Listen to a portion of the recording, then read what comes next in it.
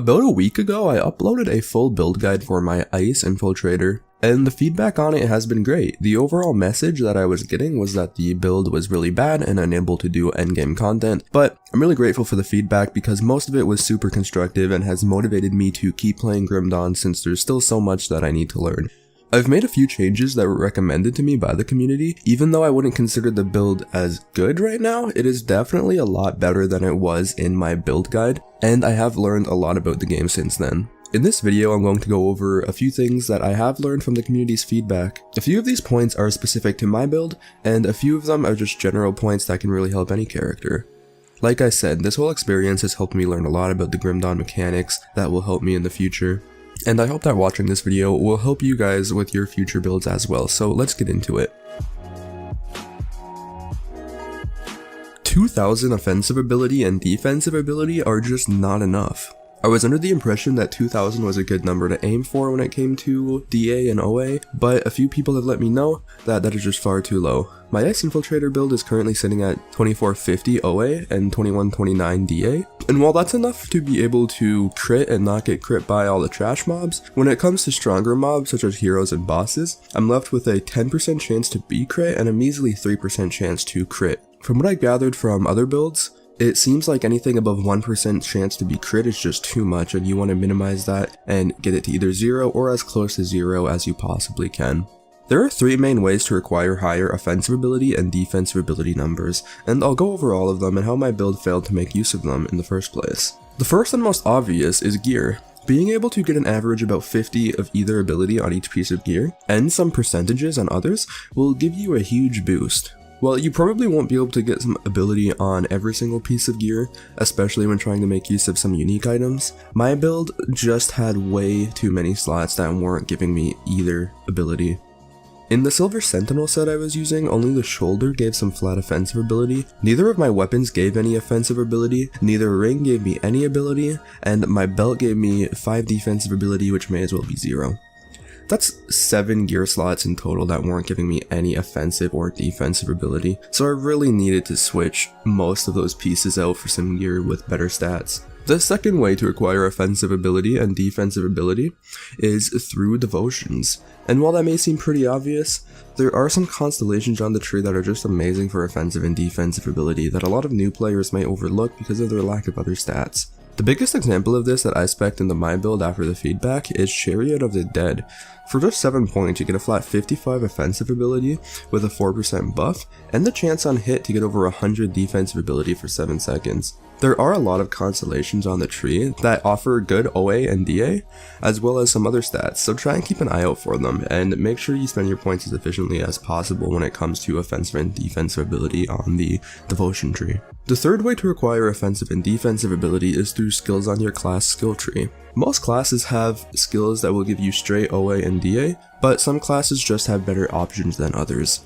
The points I was making use of were Lethal Assault giving me 190 offensive ability as long as I'm casting Amaras's Blade Burst, Shadow Dance giving me 120 DA while I have Pneumatic Burst up, and Deadly Aim giving me a small percentage boost to outweigh if I crit recently, but that's not reliable enough without already having high offensive ability.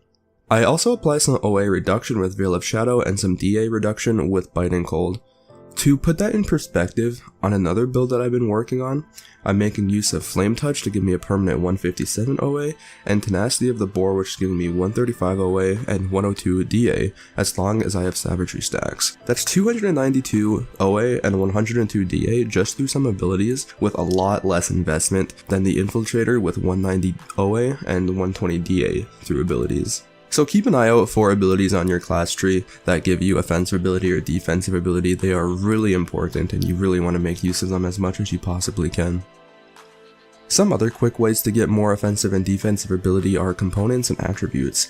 Physique gives defensive ability and Cunning gives offensive ability, so don't underestimate items or abilities that give you high attributes. Learning more about offensive and defensive ability has really made me appreciate it much more as a well-designed game mechanic. It seems like its goal is to turn crit and mischance into less of an RNG problem and more of a gearing and build problem, where you really only have to worry about having bad RNG if your build and gear is all subpar. So points spent above certain numbers and certain skills are wasted. I was under the impression that more points equals more power, but with some skills that's just not the case for the sake of efficiency. There are a few skills, usually passives, that lose some efficiency the higher you get, cutting off really hard when you get above max points. Some examples of this for my build include Ranged Expertise, no longer giving you attack speed above level 10, Shadow Dance giving a lot less dodge chance above level 12, and Phantasmal Armor giving a lot less resist above level 12. Make sure you keep an eye on how efficient your points are above certain points in certain skills, especially when you start overcapping a lot of skills with gear that gives you plus level to all skills in your class. Skill points are a super valuable resource, and you want to make sure that you are spending them all in the most efficient manner possible for your build. Pet abilities are a good way to proc devotion skills automatically. This is pretty simple and really useful, especially if you have access to any pets that scale off player bonuses, such as the Blade Spirits from the Nightblade tree.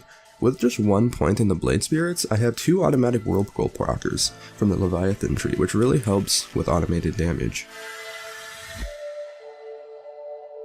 Auto attack proccing skills can be a decent 1-pointer even when they aren't doing the damage that you're mainly scaling. My build did a lot of auto attacking during cooldowns, and only had 1 auto attack skill being Chilling Rounds on a 20% chance to proc. With +2 to all Inquisitor skills, putting just 1 point into both Bursting Rounds and Storm Spread will give them both a 15% chance to proc. And while I'm not exactly scaling fire and lightning damage, it's still better than my default attack with slightly more damage and an area of effect.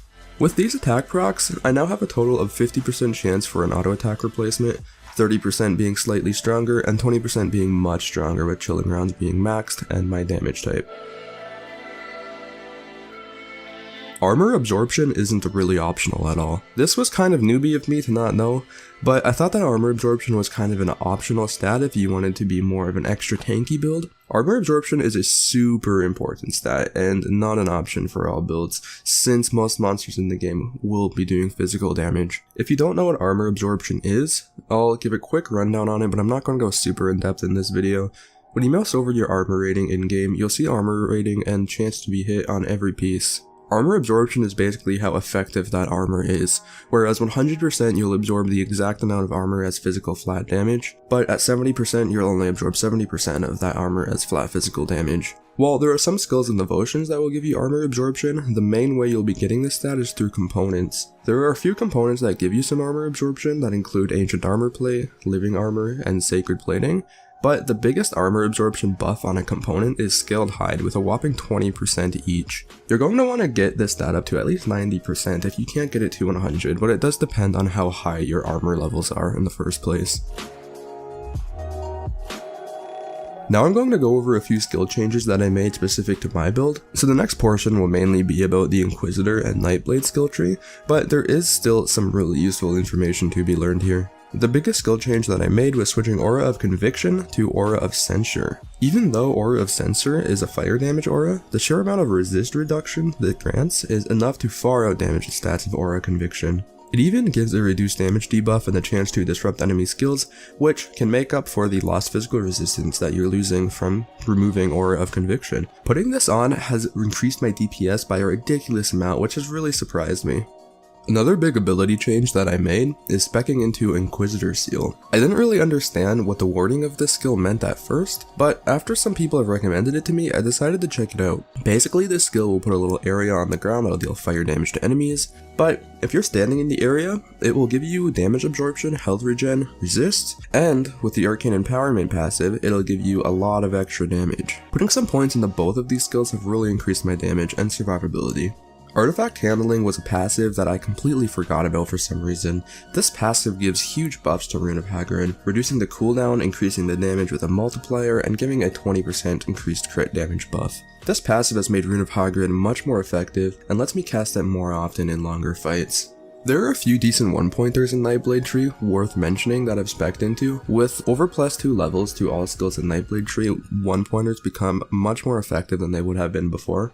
The first is Anatomy of Murder, mainly just for the percentage cunning increase. Cunning gives us offensive ability, which is what we're really putting points into this point for. Another 1-pointer is the Circle of Slaughter passive in the Ring of Steel for the chance to fumble attacks for 5 seconds. A 20% chance to fumble attacks means that any enemies hit by this will have a flat 20% chance to just fail their melee attacks. I always knew this was a good point, But my thought process behind it was if I'm already freezing with the Ring of Frost transmute, they won't be able to attack anyways, but then I learned that bosses don't have any resistance to fumble, which makes this extremely powerful because they can't really be frozen. I put a point into Merciless Repertoire, just for some extra cold damage that I can't go wrong with just for 1 point. Another skill worth mentioning that is very good, but I'm still deciding to not use, is Word of Renewal. Word of Renewal plays a really similar role to Pneumatic Burst with a flat heal and a buff that lasts longer than the cooldown. Where Pneumatic Burst gives me total speed, dodge chance, defensive ability, and extra damage, Word of Renewal gives me movement speed, defensive ability, max HP, reduced crowd control duration, and extra fizz and elemental damage. I'm not denying that Word of Renewal is a really good skill, but I'm just not going to use it for this build because I'm already invested into Pneumatic Burst and I can't spare the points just to get another heal and buff skill. So those are a few of the things that I have learned from my past build's failings. Like I mentioned before, most of this information was given to me via feedback from the Grim Dawn community, and I'm really thankful for it. The Grim Dawn community has been really great to me ever since I uploaded my first video for this game, so I'd just like to thank you guys for all the support and constructive criticism. It's one of the things that's really pushing me to continue my addiction to Grim Dawn.